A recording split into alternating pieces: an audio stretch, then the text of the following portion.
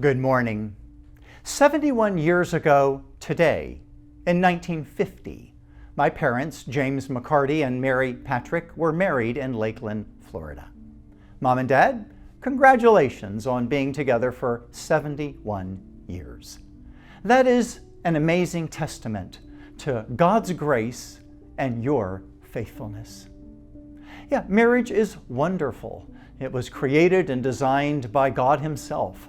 The Scriptures reveal His divine plan. A man will leave his father and mother and be united to his wife, and the two will become one flesh. Ephesians 5:31. So for 71 years, Mom and Dad have enjoyed great times and endured difficult times.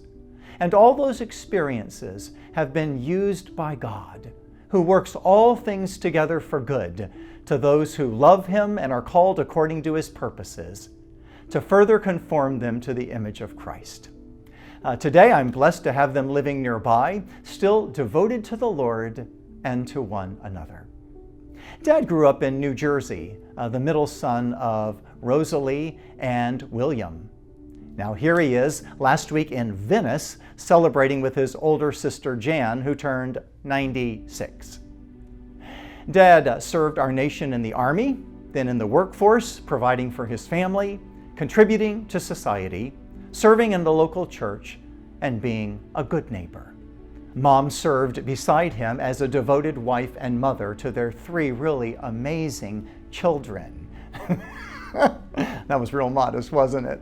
Actually, we were blessed by the Lord to all be brought to saving faith in Jesus Christ at early ages, making us His children. And therein is what makes any of us amazing. It is His grace, really. I found this picture yesterday, which I believe was taken about 60 years ago. Patty would arrive in a few years. Mom and Dad gave us a love for the church. I care about the church because I saw them care about the church, God's family. They were faithful to attend, to give, and to serve. Dad was a devoted deacon and taught Bible studies. Mom always served in the church and had us serving by their side. Our home was open to those in need. We would make a place to share with them at our table and even a room if they needed a place to stay.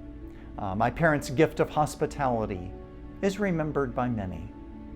Some of my favorite memories were at Lake Panasoffkee, up in the middle of our state, where Grandpa had built a cabin. We would gather with relatives and all stay in the 2-bedroom, 1-bath cabin. I mean, there could be 20 or more people, all looking for a place to lay on the floor to sleep or waiting our turn for a quick shower.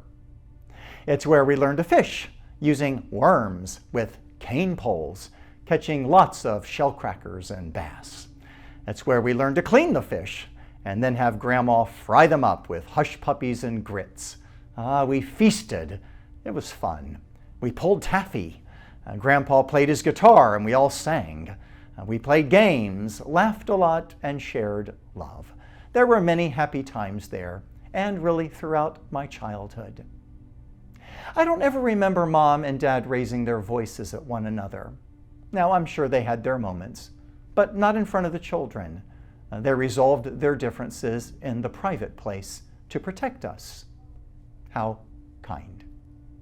They sacrificed a lot to provide a variety of experiences that would make us three children well-rounded.